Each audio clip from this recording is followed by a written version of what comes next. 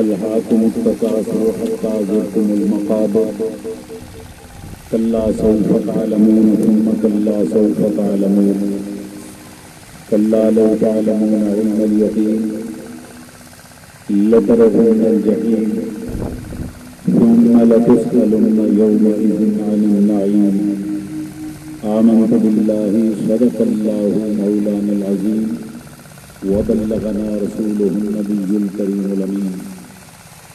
میرے پیارے دوستو سامعین کرام، السلام علیکم ورحمۃ اللہ وبرکاتہ۔ پچھلے جمعہ مبارک پہ ہم نے موضوع شروع کیا تھا لالچ کا، جو کہ تصوف کے تعارف میں میں نے جو سلسلہ شروع کیا اس میں یہ تیسرا نقطہ ہے، وہ برائیاں جن پہ ہم نے کنٹرول کرنا ہے ان میں تیسری برائی لالچ ہے۔ اب لالچ کے لیے قرآن پاک نے جو لفظ استعمال کیے ہیں وہ ہیں دو، ایک ہوا، ایک ہوس۔ ان دونوں میں فرق ہے۔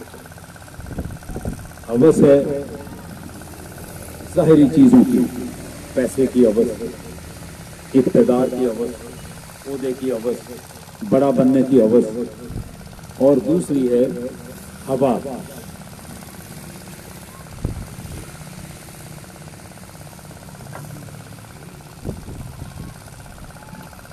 ہوا سے مراد ہے وہ لالچ جن کا تعلق آپ کی روح کے ساتھ ہے، اس کا تعلق پیسے سے یا عہدے کے ساتھ یا امیر ہو جانے کے ساتھ، اس کے ساتھ نہیں ہے، اس کا تعلق آپ کی سوچ اور روح کے ساتھ ہے۔ مثال کے طور پر دماغ میں یہ خیال پیدا ہو جاتا ہے میں باقیوں سے بڑا ہوں، یا مجھے باقیوں سے اچھا ہونا چاہیے، میں باقیوں سے اچھا ہوں، اچھائی کے لیے نہیں، لوگ مجھے اچھا کہیں کہ یہ بڑا اچھا ہے، یہ ہوا ہے۔ اب یہ دونوں کی دونوں چیزیں بری بھی ہیں اور اچھی بھی ہیں۔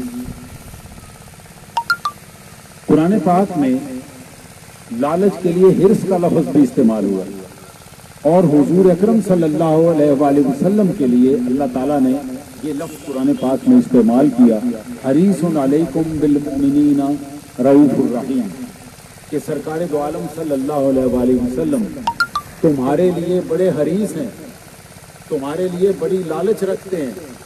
وہ کس چیز کی لالچ رکھتے ہیں؟ تاکہ میری امت اللہ کو ماننے والی بن جائے، میری امت جنت کے لیے بھاگ دوڑ کرنے والی بن جائے۔ حضور اکرم صلی اللہ علیہ وآلہ وسلم کو اس کام کے لیے حریص علیکم کہ تمہارے لیے حریص ہیں۔ اب یہ لالچ بہت اچھا ہے، آپ کو نیکی کا لالچ لگ جائے کہ میں نیک کام کروں، جس طرح برے کام کا لالچ ہے اس طرح اچھے کام کی بھی خواہش ہے، اس کی بھی لالچ ہے۔ آپ کا دل کرتا ہے کہ میں لوگوں کی خدمت کروں، اچھی لالچ ہے یہ بھی۔ آپ کا دل کرتا ہے کہ میں ایسا کام کروں جو میرے بعد یادگار رہے، جس سے اللہ بھی راضی ہو اور اللہ کی مخلوق بھی راضی ہو، تو آپ کے لیے یہ لالچ جائز ہے، بلکہ جائز نہیں اچھا ہے، آپ یہ لالچ ہونا چاہیے۔ تو اس کا مطلب ہوا لالچ کی دو قسمیں ہو گئی، ایک لالچ ہے محمود اور ایک لالچ ہے مذموم۔ محمود وہ لالچ ہے جو اچھا ہے، جو آپ کو اور مجھے کرنا چاہیے، اور مذموم وہ ہے جو برا لالچ ہے، جو نہیں کرنا چاہیے۔ اب یہاں پہ ایک چیز کا خیال رکھنا ہے کہ میں یہ ساری کی ساری پانچوں چیزیں جن کا میں ذکر کرتا آ رہا ہوں، آج ہم اس میں تیسری چیز پہ ہیں۔ پہلا شہوت، دوسرا غصہ، اور تیسرا لالچ اور ہوس، اس کے اوپر آج ہم بات کریں۔ ان ساری چیزوں میں نے کبھی بھی انہیں ختم کرنے کی بات نہیں کی، انہیں قابو کرنے کی بات کی۔ قابو سے مراد ہے جہاں اللہ تعالیٰ نے ان کی اجازت دی ہے وہاں بھی سے استعمال کریں. تو لالچ نیکی کے لیے اس کی اجازت ہے. آپ نیک کام کے لیے لالچ کریں، لیکن جس وقت ہم برائی میں آتے ہیں تو میرا گمان یہ ہے کہ ان پانچوں چیزوں میں سب سے بڑا گناہ وہ لالچ ہے، ہوا و ہوس ہے، ہرس ہے. اگر یہ برے معنوں میں ہو تو وہ کس طرح؟ سورہ فرقان قرآن پاک کی 25ویں سورہ اس کی 43 نمبر آیت اللہ تعالیٰ ارشاد فرماتے ہیں ارأیت من اتخذ الہہ ہواہ، ارأیت من اتخذ الہہ ہواہ. ہوا لالچ جس کا میں نے ابھی آپ سے ذکر کیا. ذرا اس کا ترجمہ سنیے اور آپ اندازہ لگائیے کہ لالچ اور ہوا و ہوس یہ کتنی بڑی مرض ہے. اس سے بڑی مجھے مرض کوئی نہیں نظر آئی. اللہ تعالیٰ ارشاد فرماتے ہیں ارأیت، اے نبی صلی اللہ تعالی علیہ وسلم کیا آپ نے اس شخص کی حالت پہ غور کیا؟ اس شخص کو دیکھا ہے؟ من اتخذ الہہ ہوا. الہ کون ہوتا ہے؟ الہ کون ہوتا ہے؟ معبود، جس کی آپ عبادت کرتے ہیں، جس کے آگے آپ سجدہ کرتے ہیں. اللہ کے علاوہ کسی کو سجدہ جائز ہے؟ حرام ہے کسی کو بھی سجدہ کرنا. وہ بڑا ہے، وہ چھوٹا ہے، وہ نبی ہے، وہ ولی ہے، وہ کوئی بھی ہے. اللہ کے علاوہ کسی کو سجدہ کرنا جائز ہے؟ زور سے کہیں. اللہ کے علاوہ کسی کو سجدہ کرنا جائز نہیں ہے. الہ وہ ذات جس کی ہم عبادت کرتے ہیں اس کو ہم الہ کہتے ہیں. اور الہ کون ہے؟ اللہ تعالیٰ. الہ کون ہے؟ اللہ تعالیٰ حضور اکرم صلی اللہ علیہ وآلہ وسلم سے فرما رہا ہے کہ اے میرے محبوب کیا آپ نے اس شخص کو دیکھا ہے، اس شخص پہ غور کیا ہے جس نے لالچ کو اور ہوا و ہوس کو اپنا الہ بنا لیا ہے، اپنا معبود بنا لیا ہے، پیسے کو اپنا معبود بنا لیا، جس نے اپنا بڑا پن ظاہر کرنے کے لیے اس خواہش کو اپنا معبود بنا لیا. الہہ ہوا. میں نے یہ والا لفظ الہ کا لفظ آپ کی ان ساری برائیوں میں سے اگر کسی کے ساتھ پڑا ہے تو وہ لالچ ہے کہ جس شخص نے اپنے آپ کو، اپنے ساتھ لالچ کو، اپنے ہوا و ہوس کو اپنا الہ بنا لیا، اپنا معبود بنا لیا. اب آپ اندازہ کریں اس سے بڑی کوئی، جو بندہ پیسے کے لیے نماز پڑھ رہا ہے تو پیسے کے لیے، روزہ رکھ رہا ہے تو پیسے کے لیے، تلاوت کر رہا ہے تو پیسے کے لیے، پیروں کے پاس جا رہا ہے تو پیسے کے لیے، اگر کسی بزرگ کے پاس جا رہا ہے تو پیسے کے لیے، اس نے بظاہر وہ سجدہ اللہ کو کر رہا ہے لیکن اس سجدے میں اس کے کیا چیز ہے؟ پیسہ، لالچ. وہ تلاوت قرآن کی کر رہا ہے لیکن نیت کیا ہے؟ کہ مجھے پیسہ ملے، عہدہ مل جائے، مجھے لوگ بڑا کہیں، مجھے لوگ کہیں کہ بڑا نیک ہے. یہ لالچ. تو اس نے اصل میں کیا کیا؟ اپنا معبود بدل لیا. سجدہ بظاہر اللہ کے سامنے کر رہا ہے، بظاہر قبلے کی طرف اس کا رخ ہے، قرآن پاک کی آیتیں سامنے ہیں، لفظ قرآن پاک کے پڑھ رہا ہے، لیکن اصل میں معبود کون ہے اس کا؟ لالچ، ہوا و ہوس. یہ اس نے اپنا معبود بنا لیا. اللہ تعالیٰ ارشاد فرماتے ہیں کیا آپ نے اس شخص کی حالت پر غور کیا؟ اب آگے ذرا سنیے، اگلے اس آیت کا اگلا حصہ سنیے. اللہ تعالیٰ رسول اللہ صلی اللہ علیہ وسلم سے یہ بات کر کے کہ ایسا بندہ جس نے ہوا و ہوس کو، لالچ کو اپنا معبود بنا لیا ہے، اس کی حالت ذرا دیکھیے. اور آگے آپ سے ایک سوال کیا اللہ تعالیٰ نے، آفا انتا تکون علیہ وکیلا. آپ مجھے یہ بتائیں کہ جس بندے نے لالچ کو، ہوا و ہوس کو اپنا معبود بنا لیا، کیا آپ اس کو راہ راست پر لانے کی ذمہ داری لے سکتے ہیں؟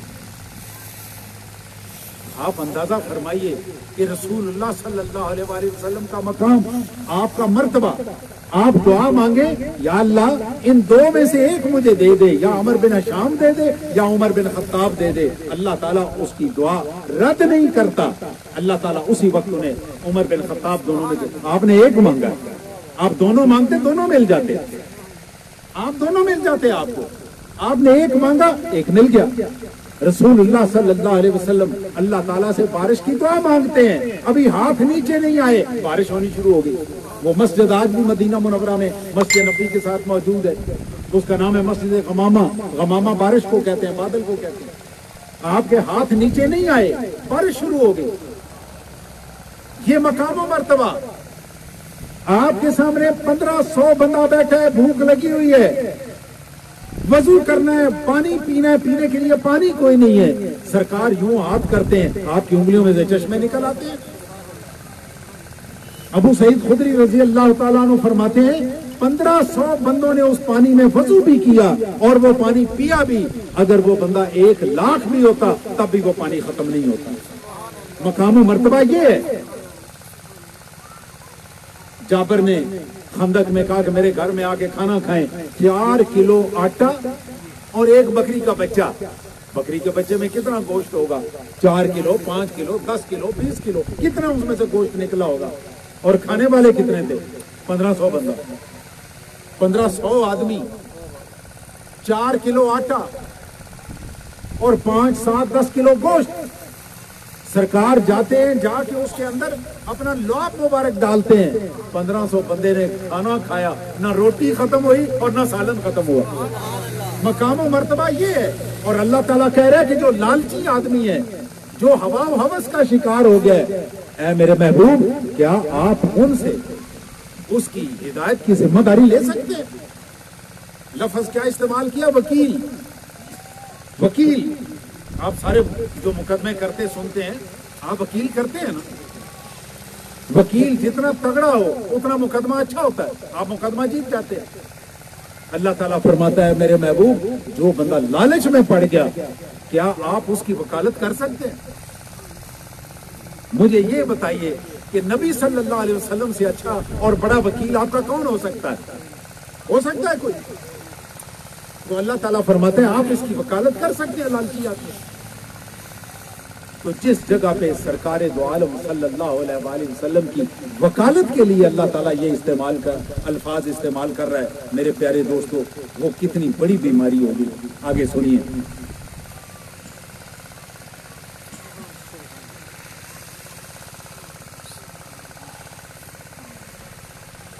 سورہ بقرہ دوسری سورت 96 نمبر آیت، اللہ تعالیٰ ارشاد فرماتے ہیں وَلَا تَجِدَنَّهُمْ أَحْرَصَ النَّاسِ عَلَىٰ حَيَاتٍ۔ اے میرے محبوب، آپ ان لوگوں کو زندگی کا حریص پائیں گے۔ زندگی کے حریص سے کیا مراد ہے؟ میں مروں نہیں، میں مروں نہیں، میرے اوپر موت نہ آئے، یہ ہے حرص زندگی کی۔ آپ نے فرمایا، اللہ تعالیٰ نے فرمایا وَمِنَ الَّذِينَ أَشْرَكُوا، یہاں تک کہ یہ لوگ مشرکوں سے بھی بڑھ گئے۔ مشرک تو اللہ کو نہیں مانتا نا، اگر مانتا ہے تو اللہ کے ساتھ اور لوگوں کو شریک مانتا ہے، اس کو تو موت کی ہوس ہو تو ایک بات ہے، وہ کہتے ہیں کہ یہ اصل میں یہودیوں کے لالچ کی یہاں پہ ذکر ہے۔ یہ یہودی وہ لوگ ہیں جو زندگی کے اتنے حریص ہیں کہ میں نے مرنا نہیں، مجھے موت نہ آئے، موت سے بھاگنے والے، یہاں تک کہ یہ اس لالچ میں مشرکوں سے بھی بڑھ کے۔ ابھی آپ دیکھیں نا، امریکہ افغانستان میں طالبان سے شکست کر کے بھاگ رہا ہے، پتہ ہی آپ ساروں کو، آپ سنتے ہی رہتے ہیں، بھاگ رہا ہے۔ امریکہ کی ایک یونیورسٹی، براؤن یونیورسٹی، انہوں نے اب سے 4 یا 5 دن پہلے اپنی ایک رپورٹ شائع کی۔ انہوں نے رپورٹ کیا شائع کی ہے؟ انہوں نے یہ رپورٹ شائع کی ہے کہ امریکہ افغانستان سے ایسے نہیں بھاگا۔ امریکی حکومت بتاتی ہے کہ ہمارا 1500 فوجی مرا، 1500 فوجی مرا۔ ہمارے پاکستان میں 20 سال میں 15,000 فوجی شہید ہوا اور 55,000 سویلین شہید ہوئے۔ ہم تو نہیں بھاگے کہ بھاگے آپ لوگ، ہم تو نہیں بھاگے۔ وہ 1500 کہہ رہے، براؤن یونیورسٹی نے رپورٹ شائع کی ہے، وہ کہتے ہیں کہ امریکہ ایسے نہیں بھاگا، ان کے 30,177 بندوں نے افغانستان میں خودکشی کی ہے، جس کو امریکی حکومت بتاتی نہیں۔ اب وہ 30,177 آدمی، ان کی لاشیں جب گئی ہوں گی، میرے گاؤں میں کوئی لاش آ جائے، گورنمنٹ بھلے چھپاتی رہے، کیا اس گاؤں میں وہ چھپ سکتا ہے کہ فلانے کے گھر فلانی جگہ سے بندہ شہید ہو گیا ہے؟ نہیں چھپ سکتا۔ بالکل ایسے ہی ان کا بھی حال ہوگا۔ تو ان کے 30,177 بندہ یہ خودکشی کر کے گئے، یہ طالبان کے ہاتھوں مرا نہیں ہے۔ اب خودکشی حرام موت ہے، آپ سارے جانتے ہیں، اللہ تعالیٰ نے خودکشی کو حرام موت کرا دیا۔ اب وہ اس کے مقابلے میں ایک مسلمان مختلف فوج کی نوکری چونکہ اس طرح کی ہے، ڈیوٹیاں اس طرح کی ہیں، مختلف فوجیں، جتنی بھی دنیا میں خودکشیاں ہوتی ہیں ان میں سب سے زیادہ خودکشی کی شرح وہ فوج میں ہوتی ہے۔ ایک بندہ سیاچین میں بیٹھا ہوا ہے، بال بچے سے دور ہے، دن میں برف کے اوپر سے جو سورج کی روشنی چمک کے آتی ہے وہ اتنی تیز ہے کہ آپ آنکھوں سے دیکھ نہیں سکتے، آپ کی جلد اس کے ساتھ جل جاتی ہے۔ وہاں پہ اگر کسی لوہے کی چیز کو آپ پکڑیں تو جس طرح آگ جلاتی ہے اس طرح اس کو فراسٹ بائٹ کہتے ہیں، آپ کا ہاتھ جل جاتا ہے بالکل آگ کی طرح۔ CMH پنڈی میں نے فراسٹ بائٹ کے کتنے لوگ دیکھے، ہاتھ جلے ہوئے، پاؤں جلے ہوئے۔ اب اس جگہ پہ جہاں کوئی آپ کا دوست، یار، سجن، رشتہ دار نہیں ہے، وہاں پہ دماغی کیفیت ایسی ہو جاتی ہے کہ بندہ خودکشی کے لیے تیار ہو جاتا ہے۔ دنیا میں خودکشی کی جو سب سے زیادہ شرح ہے وہ مختلف فوجوں میں ہے۔ الحمدللہ پاکستان آرمی میں ابھی تک ایک بھی بندہ ایسا نہیں ہے جس نے خودکشی کی ہو، ایک بھی بندہ ایسا نہیں۔ اس کے بعد مسلمان ملکوں میں فوج میں خودکشی کی شرح نہ ہونے کے برابر ہے۔ وجہ کیا؟ وجہ اس کی یہ، میں اپنی بات نہیں کرتا، انڈیا کے جرنیل کی، ہندو جرنیل کی بات کرتا ہوں۔ ہندو جرنل اپنے لوگوں سے یہ بات کر رہا ہے کہ تم پاکستان کے ساتھ صلح کرو، ان کے ساتھ لڑائی نہیں کرو، کیونکہ تم ان کے ساتھ لڑائی میں پورے نہیں آ سکتے۔ جس جگہ پہ تم مرتے ہو پاکستانیوں کی وہاں سے زندگی شروع ہوتی ہے۔ یہ انڈیا کا جنرل کہہ رہا ہے، اس کا ویڈیو کلپ میں نے خود کئی دفعہ سنا ہے، بار بار میں نے سنا ہے۔ وہ کہتا ہے کہ جہاں پہ ہندو فوجی مرتا ہے، جہاں پہ سکھ فوجی مرتا ہے، جہاں پہ عیسائی فوجی مرتا ہے، وہاں مسلمان کی زندگی شروع ہوتی ہے۔ تو جو مسلمان لڑ رہا ہے وہ مرنے کے لیے تو لڑ ہی نہیں رہا، اس کو تو معلوم ہے کہ میں نے ادھر مرنا ہے، میرے خون کا پہلا قطرہ میرے جسم سے نکلنا ہے، اللہ کی زیارت مجھے پہلے نصیب ہو جانی ہے۔ شہید اس دنیا سے رخصت ہو گیا بظاہر، لیکن اللہ کہتا ہے تمہیں اس کی زندگی کا شعور نہیں، لیکن اس کے لیے ہم نے کئی ایک چیزیں دیکھی کہ وہ لوگ کس طرح کے شہید تھے، ان کی زندگی کس طرح سے تھی۔ میں سیالکوٹ میں تھا، کیپٹن تھا میں اس زمانے میں، تو میں بریگیڈ ہیڈ کوارٹر میں تھا، تو ہمارے پاس وہاں پہ ایک خبر آئی کہ ہماری کوئی یونٹ وہ مورچے کھود رہی تھی، 1986 کی بات آپ کو سنا رہا ہوں۔ وہ مورچہ کھود رہے تھے، کدال ماری، نیچے سے تازہ خون نکل آیا، انہوں نے کدال روک دی، مٹی ہٹائی تو نیچے ایک فوجی کی میت پڑی ہوئی، لاش پڑی ہوئی۔ تو جب فوجی شہید ہو جاتا ہے اور اس کی دیکھ بھال اور سنبھالنے کے لیے، دفن کے لیے وقت نہیں ہوتا، تو وہ کیا کرتے ہیں، اس کے ایک بازو پہ ایک چھوٹی ساری اسٹیل کی ایک پلیٹ ہوتی ہے، وہ بازو پہ بند ہوئی ہوتی ہے اور ایک گلے میں ڈالی ہوتی ہے، اس کے اوپر اس کا نمبر ہوتا ہے، اس کا نام ہوتا ہے اور اس کے بعد اس کا مذہب لکھا ہوتا ہے۔ تو جس وقت کوئی فوجی شہید ہو گیا، ہم اس کے آپریشن میں ہم اس کو یہ نہیں کر سکتے کہ اس کا جنازہ وغیرہ کریں، تو ہم کیا کرتے ہیں، اس کی جو گلے والی پلیٹ ہے وہ اس کے دانتوں میں پھنسا دیتے ہیں، کیونکہ باقی سارا جسم تو گل سڑ جائے گا، دانت اس کے باقی رہ جائیں گے، محفوظ رہ جائیں گے۔ تو وہ دانتوں میں وہ کسی کو اگر ملے تو انہیں پتا چلے کہ یہ مسلمان ہے، یہ اس کا نمبر تھا، وہ اس کے سینٹر میں نمبر بھیجیں، وہ بتا دیں گے یہ فلانے بندے کی میت ہے۔ اب یہ ہمارے ہاں عام وہ روٹین ہے جنگ میں۔ وہ جب اس کو ہٹایا، اس کے اوپر سے مٹی ہٹائی، اس کے منہ سے وہ نکالی پلیٹ، اس کا وہ جب ڈاٹا تلاش کیا تو پتا چلا کہ 1965 کا شہید ہے۔ کب کا شہید ہے؟ 1965 کا, اور یہ کون سا سال ہے؟ 1986 کا۔ 21 سال کے بعد اس کا خون تر و تازہ تھا، 21 سال کے بعد اس کا خون تر و تازہ تھا۔ میرے پیارے دوستو، ہم مسلمان زندگی کے لالچی نہیں ہے، مسلمان کو زندگی کا لالچ نہیں ہے۔ مسلمان نے تو ہمارے کتنے والدین، میں اس دن انٹرویو سن رہا تھا ٹی وی پہ، اکیلا بچہ ماں کا، کیپٹن شہید ہو گیا، اس کی ماں سے انہوں نے پوچھا کہ آپ کے اوپر بڑی دقت ہے، بڑی تکلیف ہے، آپ کا اکیلا بیٹا تھا شہید ہو گیا۔ ماں آگے سے کیا جواب دیتی ہے؟ وہ کہتی ہے کاش میرے 10 بیٹے ہوتے اور میں 10 کے 10 اسلام پہ قربان کر دیتی، تب میں خوش ہوتی، مجھے کوئی افسوس نہیں ہے۔ اگر وہ بچ کے آتا تو میں غازی کی ماں ہوتی، آج وہ شہید ہو گیا تو میں آج شہید کی ماں ہوں۔ اس کے مقابلے میں میرے جو دوست انٹرنیٹ پہ چیزیں دیکھتے رہتے ہیں، انڈیا کی اسمبلی میں ایک عورت بولی، انڈیا کی اسمبلی میں اس نے جا کے یہ شور مچایا کہ میرا بچہ شہید ہو گیا، ہمارے وہ بھی اپنے مرنے والوں کو شہید کہتے ہیں۔ اس نے کہا جی میرا بچہ اس طرح جنگ میں گیا تھا، وہ ادھر مارا گیا، مجھے تو کسی نے پوچھا تک نہیں ہے۔ ہم کب تک یہ بچے مرواتے رہیں گے؟ ہم کب تک بچے مرواتے رہیں گے؟ جب یہ دوسری جنگ عظیم ہو رہی تھی، ہمارے جو بڑے ہیں وہ اس چیز کا تذکرہ کرتے ہیں کہ جاپان ایک طرف تھا، جرمنی ایک طرف تھا، برطانیہ، تو ہمارے لوگ جو تھے، چونکہ ہم ہندوستان میں برطانیہ کی طرف تھے تو ہمارے فوجی برطانیہ کی طرف سے لڑتے تھے۔ اب وہ کوئی دین کی یا اسلام کی تو جنگ تھی نہیں، وہ جناب اس میں ایک عورت تھی، اس کے 3 بچے مارے گئے۔ یہ دوسری جنگ عظیم کی بات کر رہا ہوں، اس کے 3 بچے مارے گئے۔ اس نے اپنے افسوس کا اظہار ان لفظوں میں کیا، کالے کام آیا، کالے کام آیا، جرمن بس کر۔ دیکھو وہ آگے پیچھے ہو گیا۔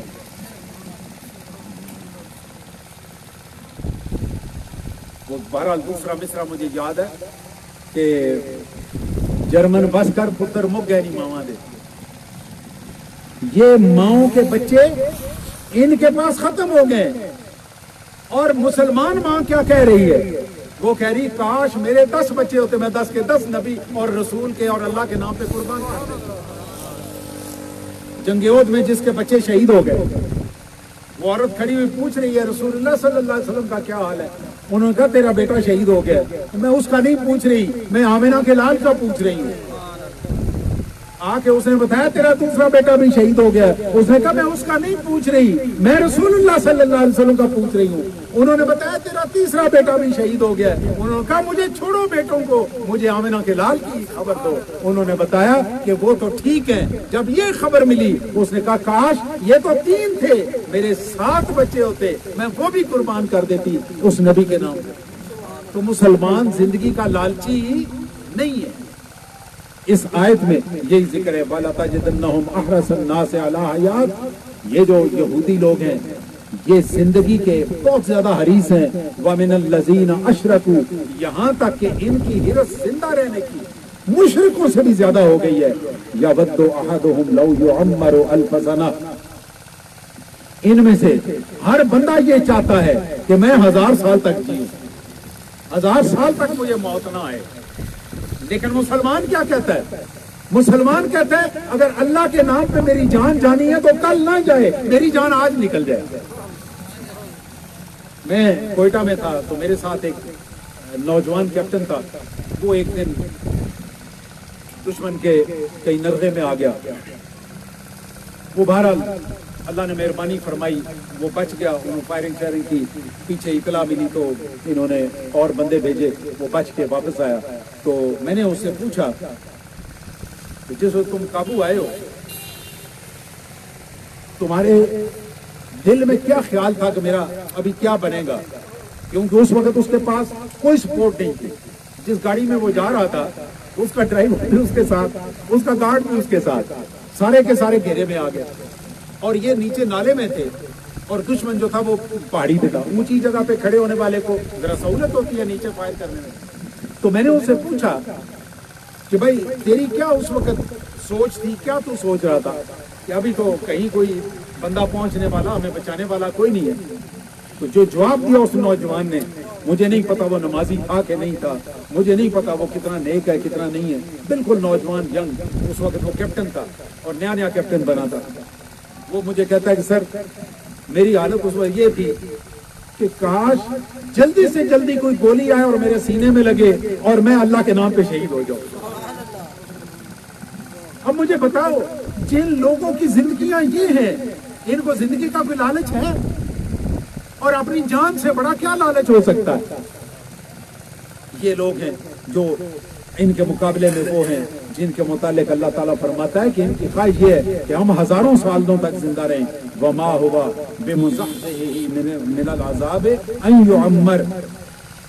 हालांकि हालत ये है कि अगर ये 1000 साल और भी जी लें तो क्या अल्लाह का अजाब इनसे टल सकता है? ये मैं लालच के मुताल्लिक बता रहा हूं कि लालच आपकी और मेरी जिंदगी किस तरह तबाह करता है। वल्लाहु बसीरुम बिमा यामलून। और याद रखो, जो कुछ तुम करते हो ना, अल्लाह देख रहा है। ये तुम्हारा ख्याल है कि वो नहीं देख रहा। जो कुछ तुम करते हो, एक एक चीज अल्लाह की नजर में है। वल्लाहु बसीरुम बिमा यामलून। जो अमल भी तुम करते हो, झूठ बोलते हो, सच बोलते हो, नेकी करते हो, बदी करते हो, किसी के साथ दो नंबरी करते हो, जो कुछ भी करते हो वो सारे का सारा अल्लाह देख रहा है। वल्लाहु बसीरुम बिमा तामलून। अल्लाह ताला वो सारा देख रहा है। मेरे प्यारे दोस्तों, अब ये लालच के ऊपर काफी बातें हो गई। अब हम सोचें इसका इलाज क्या है। जितनी बड़ी बीमारी है, इसका इलाज भी इतना ही मुश्किल है। ये बड़ी खतरनाक बीमारी है। मैंने अर्ज किया ना कि ये सारी बीमारियों में से मुश्किल तरीन बीमारी है, सबसे खतरनाक तरीन, जिसको अल्लाह ताला ने इलाह फरमाया है कि जो बंदा लालची है, उस बंदे ने असल में क्या किया? लालच को अपना इलाह बना लिया, अपना खुदा बना लिया, अपना माबूद बना लिया। वो असल में उसकी इबादत कर रहा है। तो इससे खतरनाक क्या बीमारी हो सकती है? मेरे प्यारे दोस्तों, इसकी जो इलाज है वो है सबसे पहले कनात। कनात क्या है? ये कनात ये नहीं जो हमने ये लगाई, ये कनात है, काफ कैंची वाला, दो नुक्ते वाला। कनात, कनात, कनात क्या है?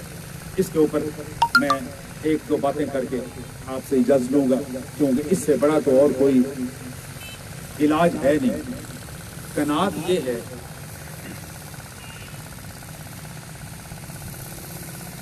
गालिबन हुजूर अकरम सल्लल्लाहु अलैहि वसल्लम की हदीस मुबारक है, या सैयदना अली मुर्तज़ा शेर खुदा रज़ी अल्लाह तआला अन्हु, शायद उनका ये कौल है कि जो शख्स अल्लाह के थोड़े दिए हुए रिज़्क़ पे राजी हो जाएगा, अल्लाह ताला उसके थोड़े अमाल पे क़यामत के दिन राजी हो जाएगा।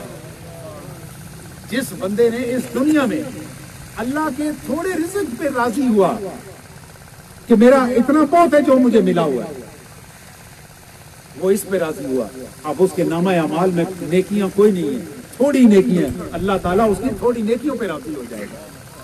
मेरे प्यारे दोस्तों, कनात ये है कि आप थोड़े पे राजी हैं, जितना आपके पास। आइए आपको एक कहानी यहाँ पे सुनाता हूँ।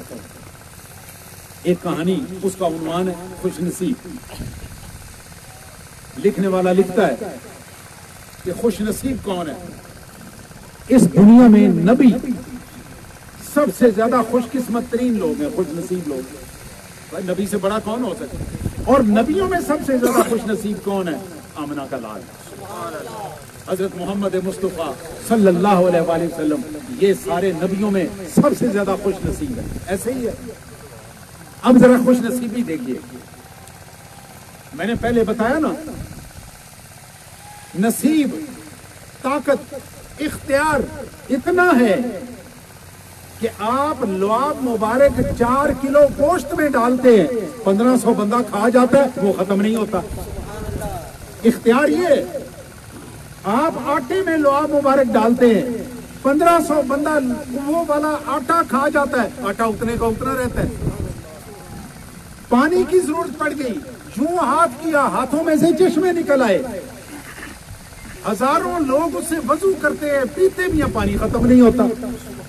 एक प्याला 70 बंदे पी जाते हैं, दूध खत्म नहीं होता। इख्तियार ये है। जमीन पे कई मारते हैं, जो मट्टी निकलती है वो सोना बन जाती है। अर्ज करते हैं, या अल्लाह मेरे सामने मट्टी को मट्टी रहने दे, मैंने सोने को क्या करना है। इख्तियार ये है। और दूसरी तरफ जरा हालत देखिए, जरा गौर से सुनिए, दूसरी तरफ हालत देखिए। इसकी और मिसाल देखिए, आप चांद को इशारा करते हैं, चांद टूट जाता है। इख्तियार इतना है, आप जिस मुल्क का कोई वजीर आजम, कोई सदर, कोई चीफ ऑफ आर्मी स्टाफ, कोई चीफ जस्टिस, क्या चांद के ऊपर कुछ भी चांद को हिला सकता है? उसको अल्लाह ने वो ताकत दी है, वो चांद को तोड़ भी सकता है और सूरज को मोड़ भी सकता है, इतनी ताकत है।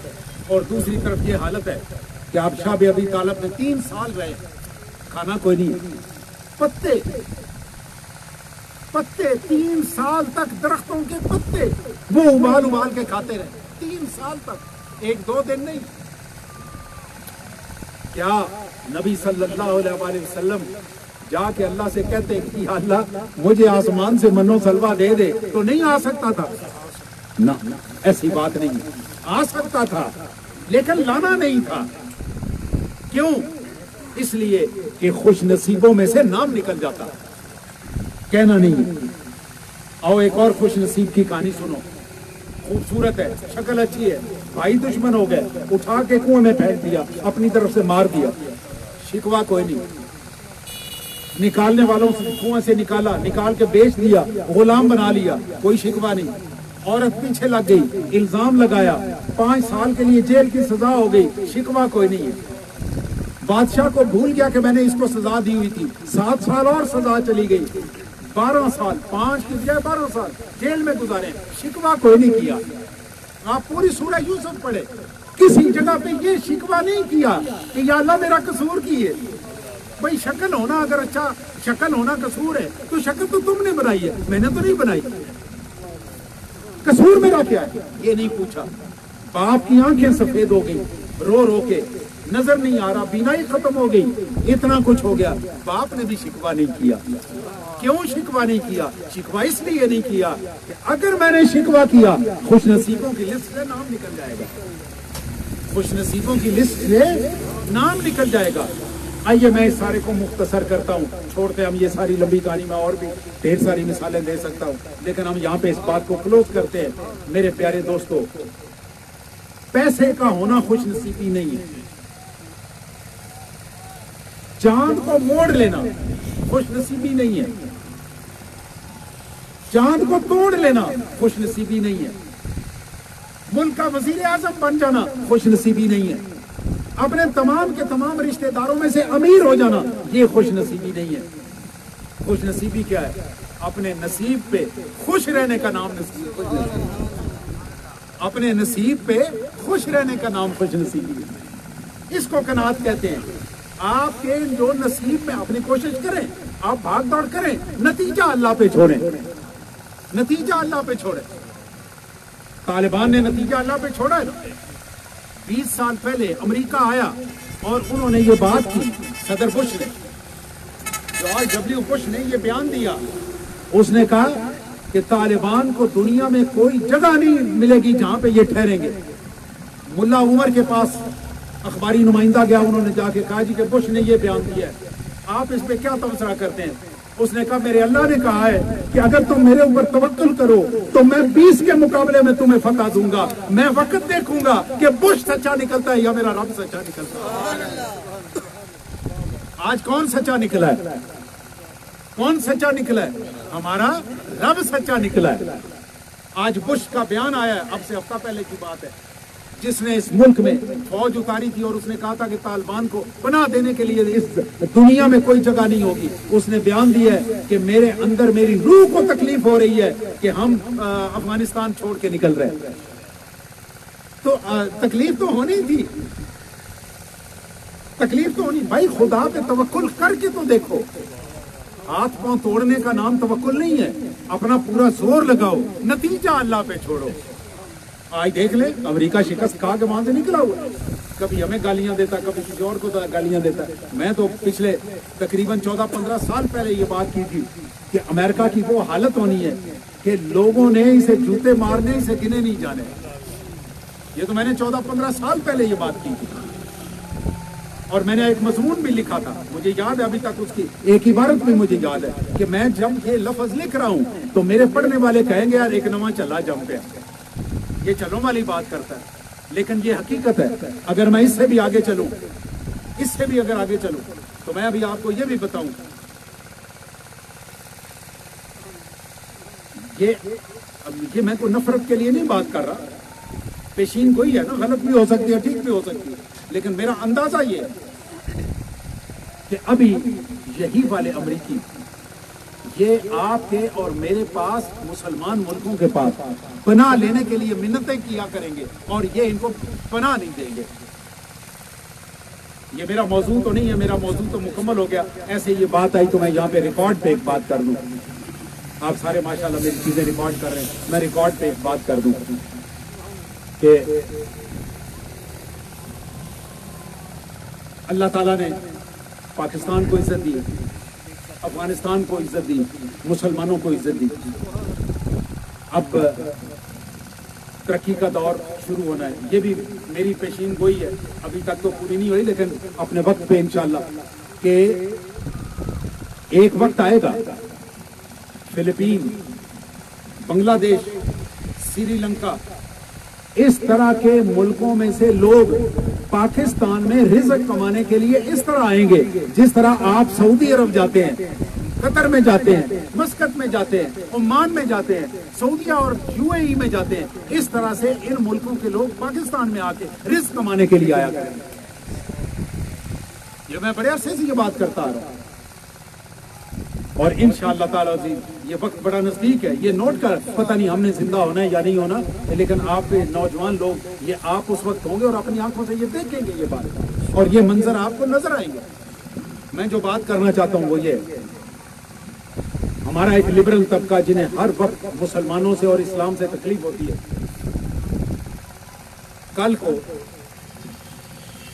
اگر افغانستان کی حکومت امریکہ کے جرنیلوں پہ اور امریکہ کے صدروں پہ اور ان کے بڑے بڑے عہدیداروں پہ ایک مقدمہ چلائے کہ آپ نے ہمارے بندے مارے تھے، ہم آپ کے اوپر مقدمہ چلاتے ہیں، اور اس مقدمے کے جواب میں کہ جی انہوں نے بندے قتل کیے تھے، اس قتل کے جواب میں انہیں سزائے موت سنا دیں تو وہ ٹھیک ہوگی نا؟ میں اگر کسی کو قتل کروں تو اس کی سزا کیا ہے؟ اس کی سزا یہ کہ مجھے قتل کر دو. یہ یہودیوں میں بھی یہی سزا ہے، عیسائیوں میں بھی یہی سزا ہے، مسلمانوں میں بھی یہی سزا، ساروں میں یہی سزا. اب اگر یہ والے کل کو مقدمے چلیں تو ہمارے یہی لبرل کہیں گے کہ مسلمان بڑے ظالم ہیں. یہ لبرل یہی کہیں گے کہ جناب یہ تو بڑے ظالم ہیں مسلمان، دیکھو جی ان کے بادشاہ کو لٹکا دیا. میں اس وقت یہ سوال کروں گا، اگر آپ زندہ ہوئے آپ سوال کیجئے، میں زندہ ہوا میں سوال کروں گا کہ جس دن انہوں نے افغانستان میں 10 لاکھ بندہ مارا تھا اس وقت یہ جرم کہا، اس وقت یہ لوگ رحیم اور کریم تھے، اس وقت یہ رحیم اور کریم تھے. آج جب ان پہ مقدمہ چل رہا ہے تو وہ سارے کے سارا ظلم ہو گیا. عراق میں 20 لاکھ بندہ مرا، بوسنیا میں اور چیچنیا میں لاکھوں بندے مرے ہیں اور ان کا کوئی قصور بھی نہیں نکلا. عراق میں اس چکر میں حملہ کیا گیا کہ جی عراق کے پاس میس ڈسٹرکشن کے ویپنز ہیں، پتہ نہیں اس کو اردو میں کیا کہتے ہیں، زیادہ تباہی پھیلانے والے. جب وہ مکمل ہو گیا سارا آپریشن، بندے مارے گئے، عراق فتح ہو گیا تو انہوں نے کہا جی یہاں سے تو ہمیں ملے ہی کچھ نہیں. تو جتنے بندے مارے گئے تو اس کا گناہ کس کے سارے؟ ان کے اوپر کل کو اگر مقدمے چلیں اور مقدموں میں سزا ہو اس وقت ہمارا لبرل طبقہ اونچی اونچی شور مچائے گا، دیکھو جی مسلمان کتنا ظالم ہے. جس بندے نے بغداد میں لوگوں کے سر کاٹ کے سینکڑوں میٹر کا مینار بنایا تھا لوگوں کے سروں سے، اس کا نام کیا تھا؟ Hulagu Khan. مسلمانوں نے تو آج تک کہیں نہیں بنایا، مسلمانوں نے تو کہیں نہیں بنایا، اس لیے کہ مسلمان جہاں تک بھی چلا جائے اتنا لالچی نہیں ہو سکتا جتنا یہودی ہو سکتا ہے. میں نے آپ کے سامنے آیت قرآن پاک میں 96 نمبر آیت سورہ بقرہ کی وہ آپ کے سامنے تلاوت کی، اس کا ترجمہ کیا۔ میرے پیارے دوستو، اللہ تعالی ہمیں لالچ سے، ہوا و ہوس سے بچائے اور اس کی جگہ پہ ہمیں قناعت کرنے کی توفیق عطا فرمائے۔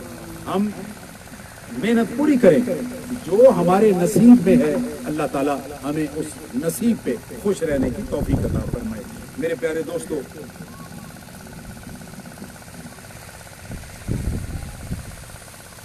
ایک تو میں نے یہ بتانا ہے، الحمدللہ ہمارا پروجیکٹ اس وقت بہت اچھے انداز میں چل رہا ہے۔ جو اس کی بیسمنٹ ہے یہ سب سے مہنگا کام ہے۔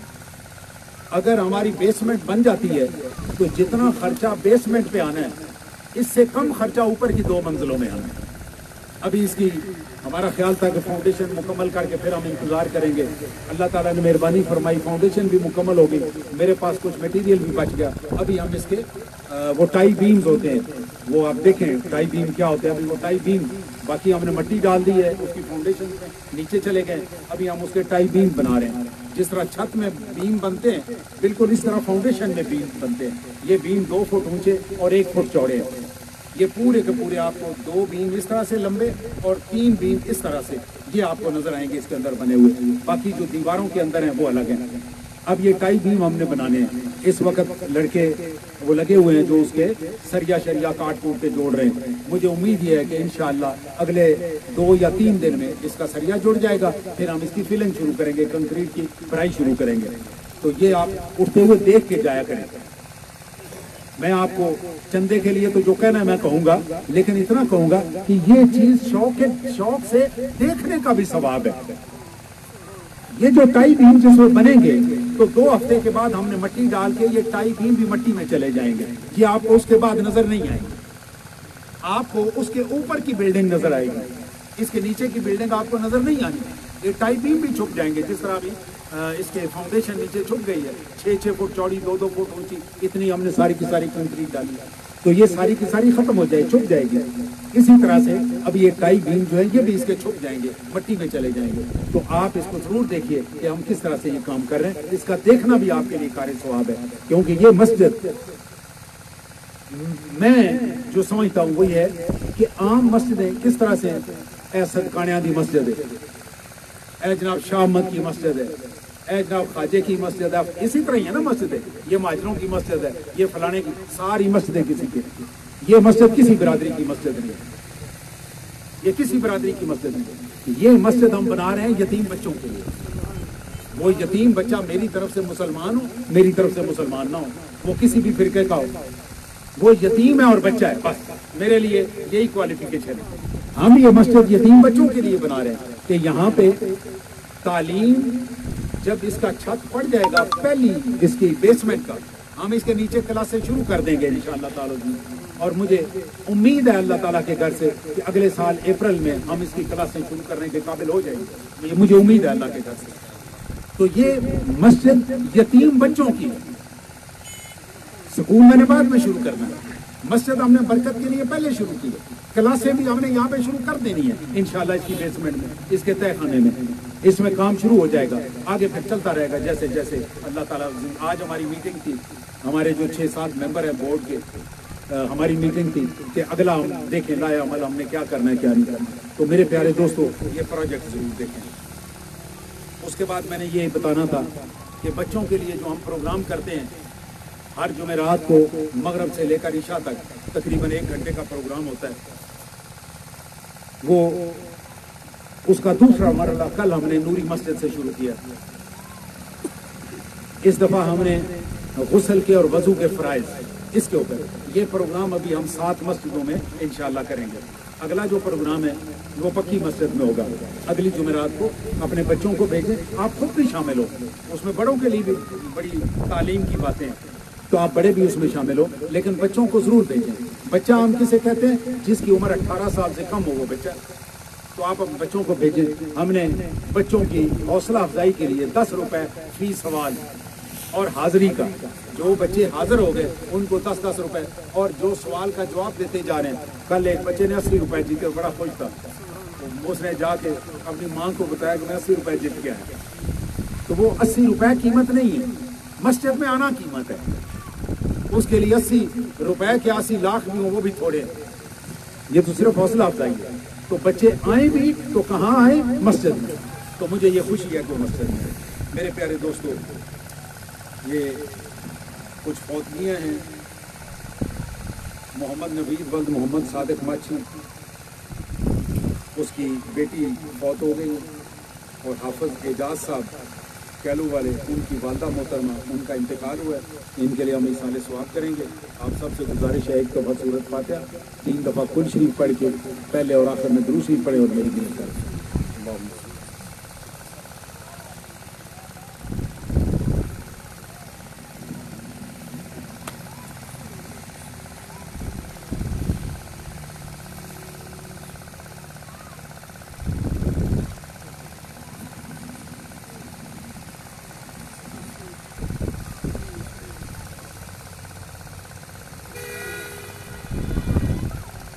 اگلے جمعے پہ انشاءاللہ موضوع ہوگا حضرت عثمان غنی رضی اللہ تعالیٰ عنہ، آپ کی سیرت۔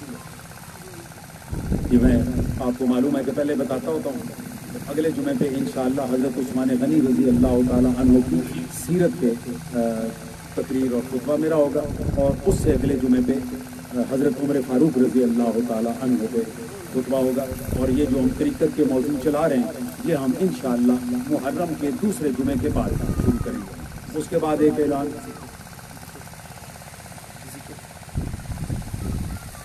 جو ایک اور اعلان آپ کو کرنا تھا کہ جو ہمارا سالانہ اجتماع ہے، سالانہ اجتماع، آج ہم نے اس کی تاریخ طے کی ہے، تو اکتوبر کا تیسرا جمعہ، یہ ہم نے پچھلے سال بھی اعلان کیا تھا، اکتوبر کا تیسرا جمعہ انشاءاللہ تعالیٰ بھی ہم یہ ہمارا سالانہ اجتماع ہوگا۔